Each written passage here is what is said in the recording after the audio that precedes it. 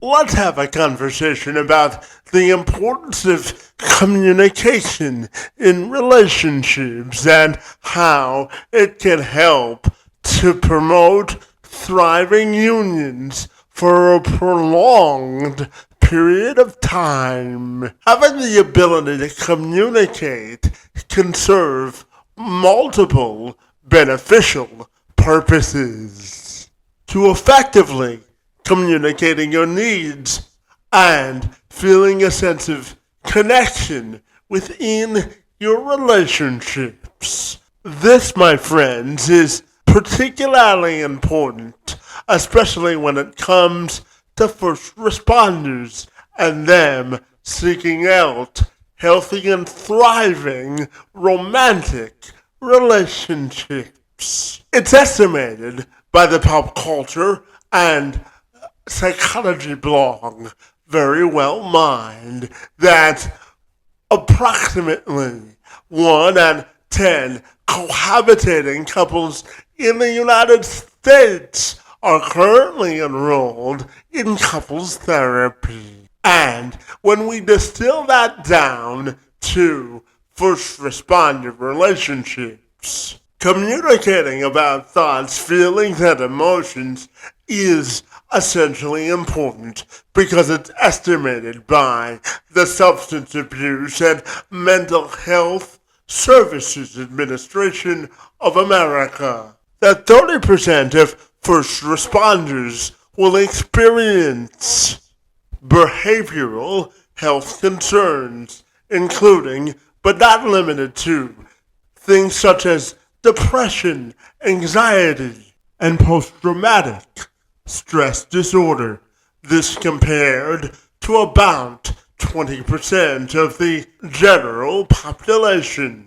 And to give you some international perspective on this very topic, according to my friends over at the Canadian Firefighters magazine, they report for emergency workers or first responders, such as firefighters, the divorce rate is more troubling, which currently stands at approximately 3 times higher of a rate of divorce than the general public. That's why my friend Kristal DeSantis focuses on working with first responder couples and addressing men's issues in relationships. She is a licensed marriage and family therapist based in Austin, Texas, known for her expertise in relationships, trauma work, and sex therapy. She offers a unique therapeutic approach rooted in understanding male psychology and the challenges faced by men in contemporary society. Her development of the strong model of relational therapy blends trauma-informed and attachment-based methods has allowed her to become a leading authority on the topic, and her new book entitled Strong, a relationship field guide for the modern man, offers practical guidance in navigating contemporary relationships for men and their partners. And she joined me this week to discuss how she's working to advance men's mental health and advocacy beyond her clinical practice. I'm Kevin McShane. Let's have this conversation.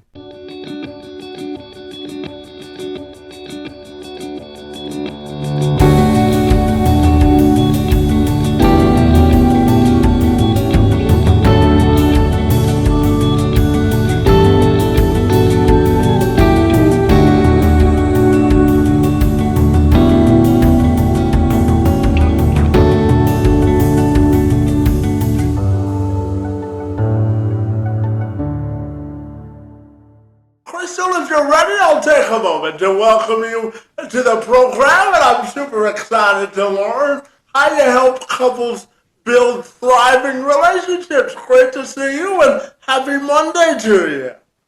Thank you so much. Happy Monday to you as well. Absolutely. Now, Kristal, I know that you work specifically with first responder couples to help them build thriving relationships. And I'm curious to begin our conversation by asking you about what do you think the general public needs to know about the societal issues that men face in contemporary or modern relationships? What are your thoughts there? So one thing I always want to highlight is how quickly the roles of men in relationship have changed, right? So men, even, a couple of decades ago, were taught that their roles in relationship was to be the primary breadwinner, that was really important, right? And now what women look for in a long-term partner is much more than that. And that has happened, that change has happened very, very quickly on the grand, in the grand scheme of things. That's been a very quick change. So I think that's something I do always want to highlight is, the men's roles in relationships have changed very quickly, and it makes sense if men are still trying to catch up to what their new role is. Yeah, absolutely. And as a licensed marriage and family therapist, I'm wondering if we could dive into your work specifically, because I know you focus a great deal on men's mental health as it relates to relationships, and with June being Men's Mental Health Month, I'm wondering your thoughts on the importance of men's mental health and their ability to be vulnerable in relationships. What are your thoughts there?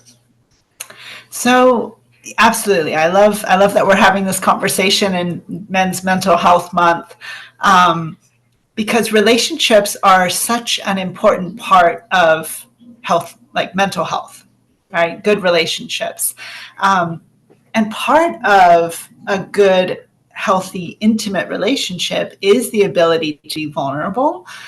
But that's again a big ask for men who, for a lot of years, even still today, sometimes are taught that being vulnerable is unattractive, right?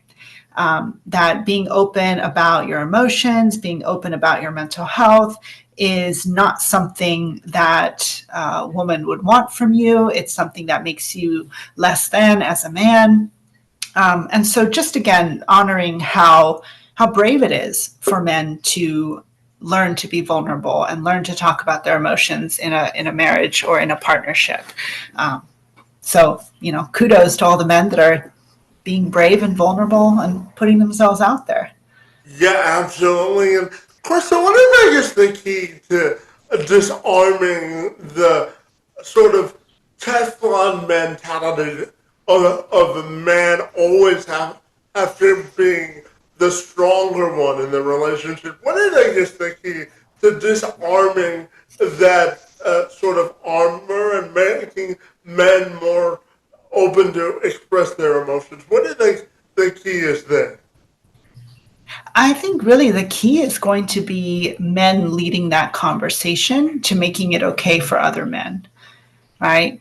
And it is happening. There are men that are leading the conversation about how being fully aware of your emotional self is actually a strength and not a weakness, right? Even going all the way back to Marcus Aurelius and the Stoics, right? Stoicism doesn't mean not having emotions. It means being a master of your emotions and not letting your emotions run you. And I think kind of going back to that, having armor, it's protective, but it's not connective. So when you're completely closed off, you are not actually available for connection. So instead, being able to be a full person who's accessing their emotions also enables you to be someone who is available for connection. And so that's something that I think having that conversation about, like, emotions are not the enemy, vulnerability is not the enemy, but being able to be in charge of when and where you're vulnerable and with whom you're vulnerable is a skill that you can master. It's a really positive thing. Yeah, absolutely. And Krista, what do you think is the key to creating a roadmap to a successful relationship for a man? So that's kind of what I was trying to do in this book, is kind of, take all the information that I had learned from, going through my master's program in marriage and family therapy, the work that I've done with couples, is boil it down into a very simple roadmap of what a healthy relationship looks like. And, kind of the acronym STRONG, like strong is healthy, is something that I found resonates with a lot of men, right? It's like healthy can be a big, broad concept, but strong relationships are healthy relationships. And being able to be in a safe relationship so you can be vulnerable with your partner is step one. Yeah, absolutely. And, Crystal, I'm sure you would agree that if a man is in a healthy and thriving relationship, it has a positive effect on the other aspects of their lives. Would you agree with that? 100%, 100%. I mean, there are studies, I put one in the book, from Harvard, that show that the quality of your relationships really determines the quality of your life, right? Like, you can be at the top of your game as a career person, but if you go home and you don't have that healthy relationship, your mental health will suffer. And same thing, like we talk about in Men's Mental Health Month, like the loneliness epidemic, right? There's a lot of men that are very lonely, they're very depressed. And having healthy relationships is a protective factor against all of those things. So, Yeah, yeah. absolutely. And, Crystal, what do you think it means to have an authentically honest relationship? What does that mean to you? Ooh, that's a great question. Um, I like to start with, first, you have to be honest with yourself, right? To be able to show up in an authentic way in your relationship, first, you have to know who you are and what you want. And so that's where a lot of, a lot of the work that I do, and in my book, I talk about, men getting to know themselves a little bit more, kind of understanding how their past relationships, how their childhood, how their belief systems impact who they are and what they're looking for in a relationship. Because once you are honest with yourself about who you are and what you want, it's then much easier for you to be honest in a relationship with your partner. If you're not sure who you are or what you want, going into a relationship with somebody who wants you to be honest can be quite threatening. Right? Does that make sense? Right? It's like Yeah, somebody wants to know something about you that you're not really comfortable sharing yet. So my recommendation is to get comfortable with yourself first so that you can be open. yeah, Crystal, always say the only expectations in life you have to meet are your own. Because if you don't have that Mm-hmm. fundamental level of expectations for yourself, it's hard to rise to the level for anybody else, right? Absolutely. 100%. Absolutely agree with that. Yeah, absolutely. And, Crystal, I know that you focus specifically on first responder couples, and I'm wondering if you could tell me about some of the unique challenges and rewards that were Mm-hmm. working with that particular segment of our population. So tell me more about working with them and what you've learned. So one thing that I mean, people that work in that profession are under a lot of stress, right? So these are high stress, high performance professions. And so that's part of what I think is so rewarding about working with these couples is, in order to perform well at a high stress, high performance job in which, literally lives are on the line, right? Not only maybe the public's life, but also maybe the lives of your fellow, first responders. So being able to be clear headed and knowledgeable and being able to maintain your composure in those environments is so important. And a lot of that also then can negatively impact your home if you're not doing that well, right? So high stress, we all know about the negative effects that can have on the body. Being in those kinds of environments can be very detrimental to a person unless they have a solid support system at home, in their community, that really helps to reinforce their mental health and their emotional wellness through their relationships. So that's what I find very rewarding about that work is, being able to shore up the relationships so that these first responders can do their jobs in a really effective and healthy way for themselves, and then also be a benefit to the communities they serve. Yeah, absolutely. And Kristal, I want to talk to you about the concept of flexibility of understanding because if you work in the field of being a first responder, you don't always work a full 9 to 5 into. Sometimes life happens and your profession happens as well. So talk to me about the importance of flexibility of understanding and how important that is. Oh my gosh, that is so important. Being the spouse of a first responder, there has to be a lot of understanding and flexibility built into understanding the demands of the job.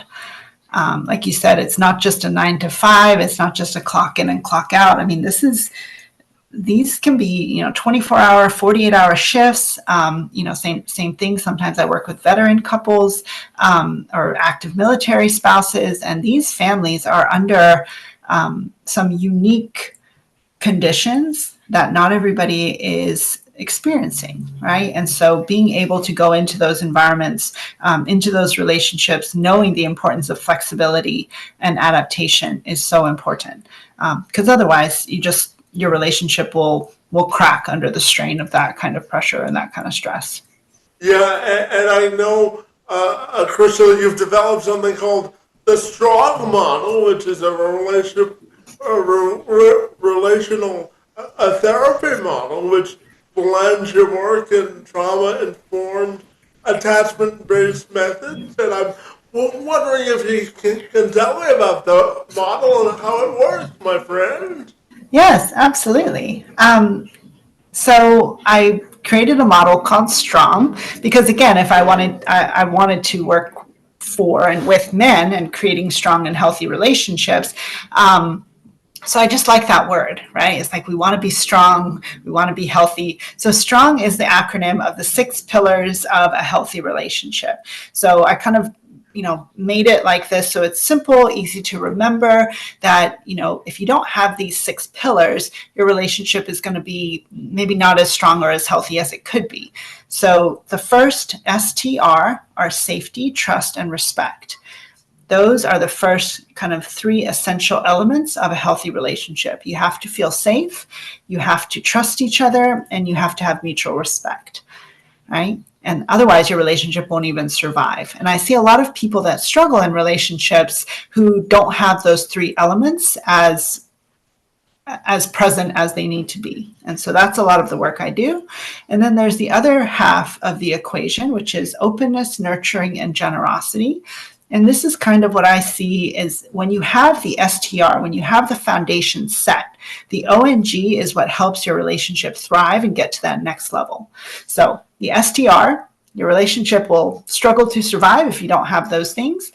The ONG is about thriving and longevity in your relationship, being open with each other, having vulnerable conversations, nurturing each other's dreams, nurturing your children together, nurturing your family legacy, and then the generosity, which is that kind of selfless, in order to be a servant leader in a relationship, you do have to kind of be generous and selfless in the way that you show up.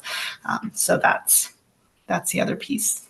Yeah, absolutely. And Kristal, I wanted to talk to you about the idea of communication and compromise and how they're interconnected in creating healthy relationships. What are your thoughts there?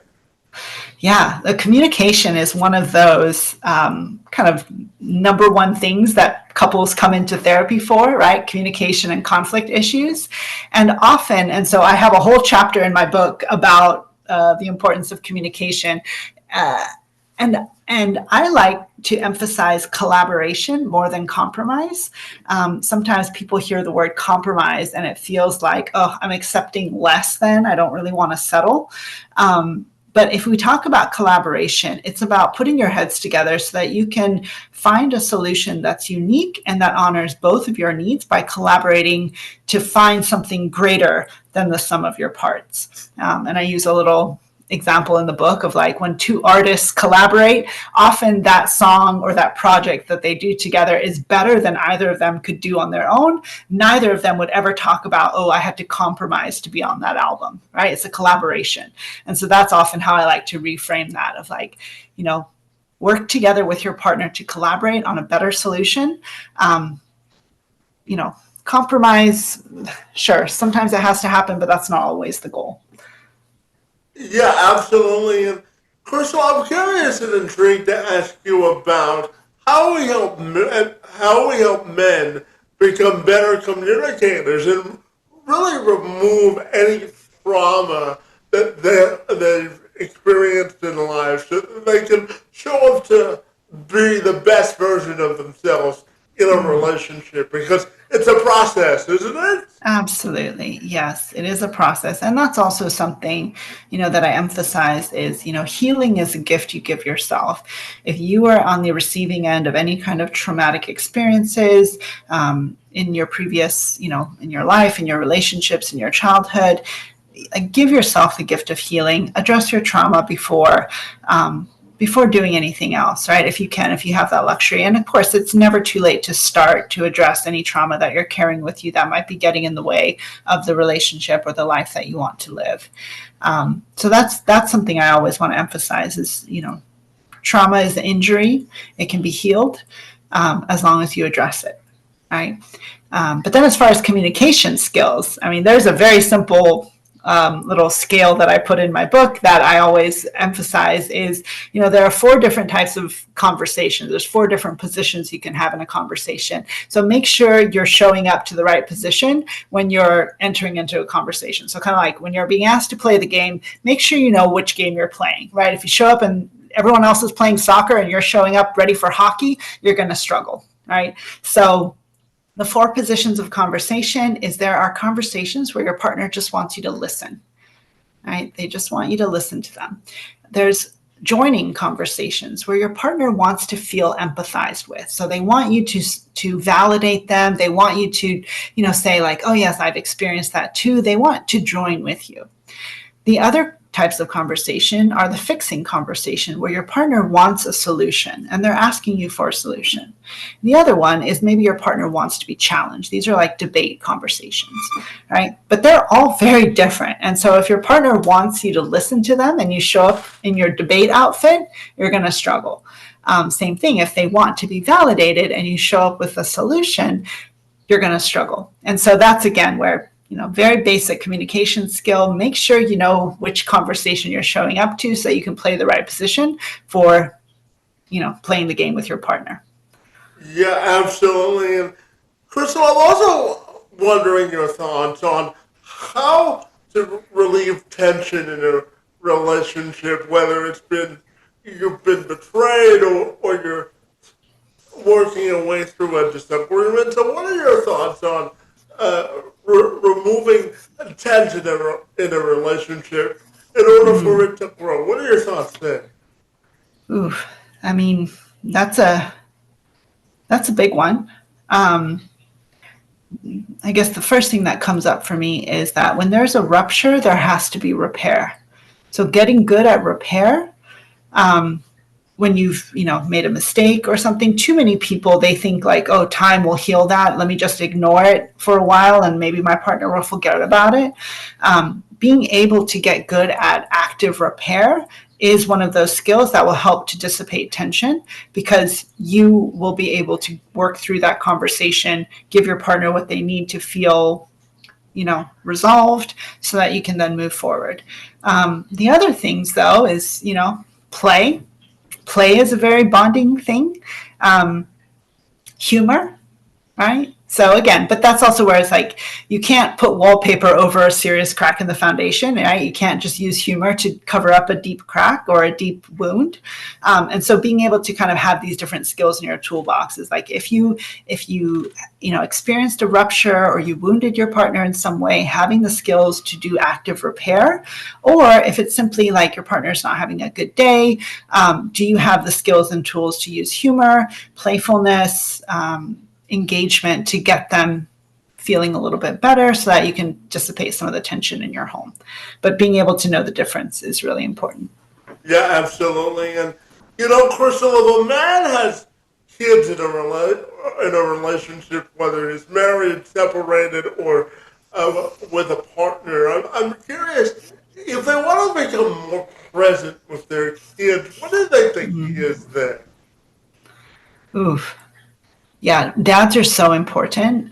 Present fathers are, they make a very, very positive impact on children. Um, and that's something that it's really just about being present, right? Being able to spend time with your kid, be interested in what they're interested in, having those skills and tools to engage with them through play, and through curiosity, right? Often kids just want to, have a conversation. And so showing that you as a parent are interested, engaged, and curious about them and their lives is so powerful. I mean, if you think about, as a kid, having an adult and a parent who's interested and invested in your well-being feels really good. And it does a lot for their self-esteem as well. Yeah, and when we talk about men working on themselves from a personal development standpoint and growth, I imagine you work with a lot of people who also have to work on themselves individually before they can work on the collective unit. Would you agree with that? Mm-hmm. Absolutely, absolutely. And this is something that I notice is, there's especially high performing men and a lot of the men that I work with, they're so used to putting others' needs above their own, right? So maybe they're first responders, they're veterans, they're in the role of taking on others' burdens. And so the reminder I always want to start with is you got to take care of yourself, right? It's kind of like what they say on the airlines, like you got to put on your face mask first before you can start giving help to others. Otherwise, you're just going to, run yourself ragged. You're not going to be in the best place to be that provider of safety and care and emotional support because you're running on empty, right? So kind of gas up your own tank first, take care of yourself first so that you can give generously to those who need it. Yeah, absolutely. And, within the couples you work with, Crystal, I'm curious, well, what are some of the more common themes that are coming up as you counsel families, men or individuals in particular? What are some of the themes that are coming up with modern relationships? What are your thoughts there? I think it's very basic. Like most people just want to be seen, heard, respected, and loved, right? And that's kind of where I always want to go back to the fundamentals of why even be in a relationship in the first place, right? It's like sometimes we get all caught up in like, oh, it's so exhausting. There's the communication and the conflict and then the kids and then the house and then it's like, why even do it in the first place? Because at the end of the day, there's nothing better than having that person that you can feel safe with, who sees you, who knows you, and who can give you love in a way that nobody else can. And so that's really what I always go back to, of like, I honor, no matter what people bring into the counseling room, is I know that there are two people in there that desperately just want to be seen and heard and to feel loved. And so just kind of going back to that. Yeah, absolutely. And, Crystal, I also was curious to ask you about how men can lean into their masculinity in order to be considered a respected partner? What are your thoughts there?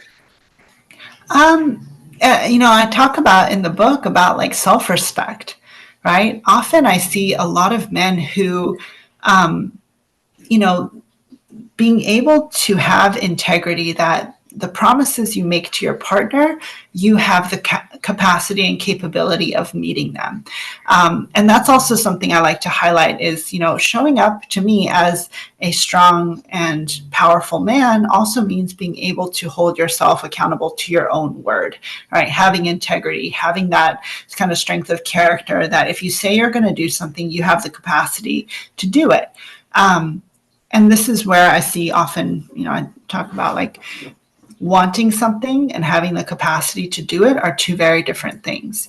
And so what I'll recommend to men is like, if you want a healthy, deep, connected, intimate, satisfying relationship, make sure that you actually have the skills in your toolbox to make that a reality.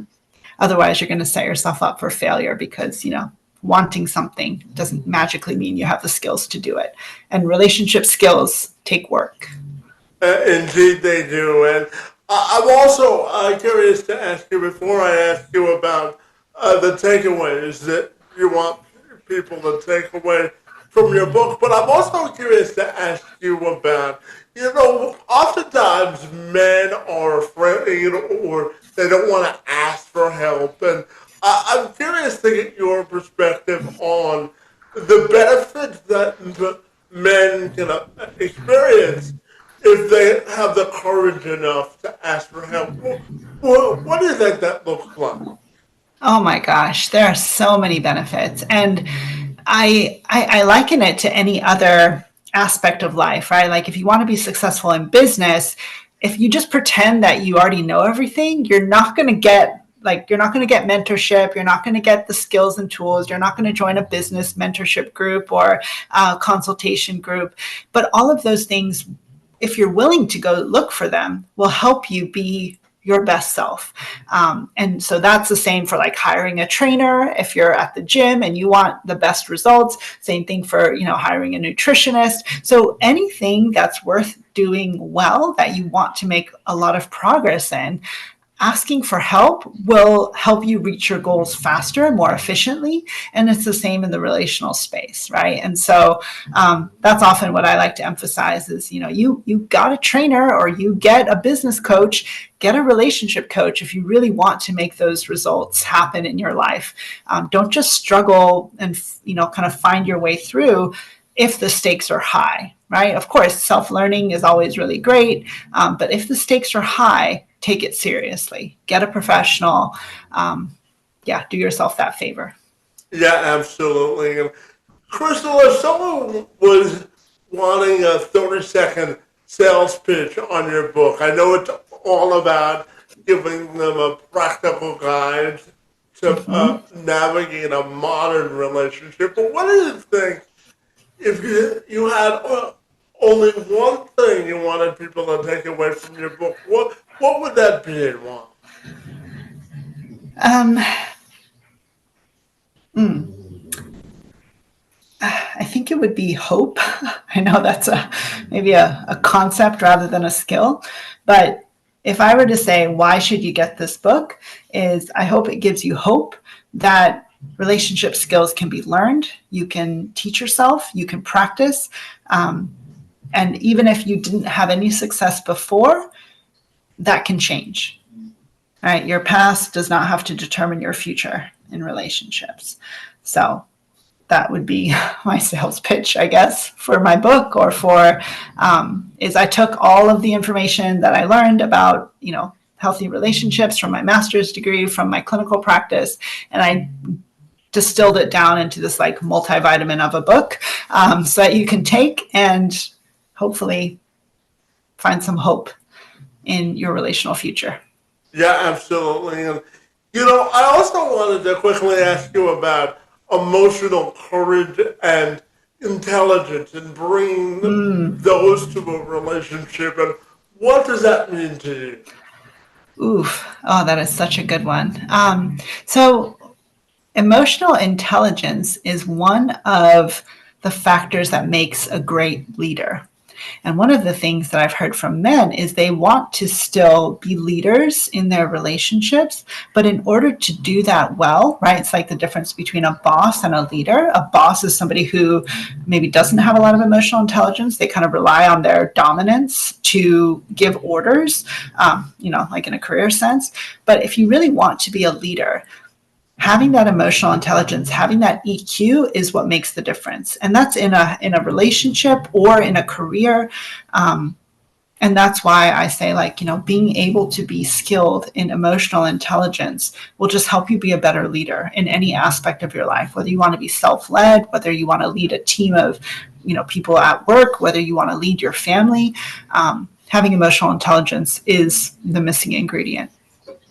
Yeah, absolutely. And Kristal, my final question for you has to do with legacy, both for yourself from a personal and professional standpoint. And how do you think men can build legacies of strong relationships? What are your thoughts there? Oof. Oh, I love that. Part of the research I was doing for my book is that, men's legacies are really important to them, right? Again, broad strokes, but a lot of men have identified that having a legacy is something that is meaningful, right? And having people who have good experiences of you is one of the ways to leave a legacy that doesn't rely on accumulating a lot of wealth or accumulating a lot of power or putting your name on buildings somewhere, but it is a way that you can leave a legacy that is accessible to every single man. You don't have to fight your way to the top of some corporate chain in order to leave that kind of legacy.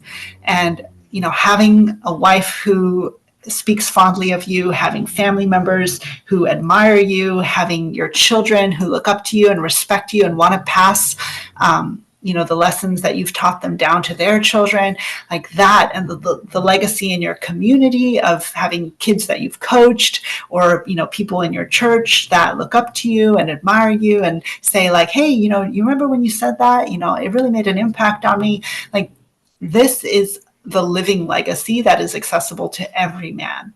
And that is all about relationships. And so that's also really where I'm like, if you want to leave a legacy, start working on your relationship skills, because that's what people will remember you by. Yeah, absolutely. And Kristal, finally, tell me, if people want to get connected with you or buy the book, what's the best way they can do that? I am on Amazon. My book is on Amazon. Also, my website is just strong.love. So www.strong.love. I'm also on Instagram at ATX Therapist, because I'm in Austin, Texas.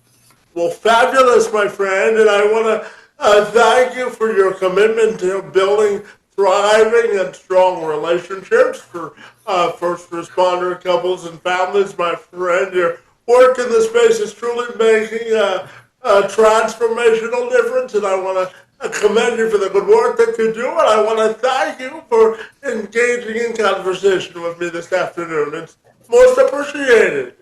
Absolutely. Thank you so much for having this conversation with me. You've had some great questions, and I've really enjoyed answering them.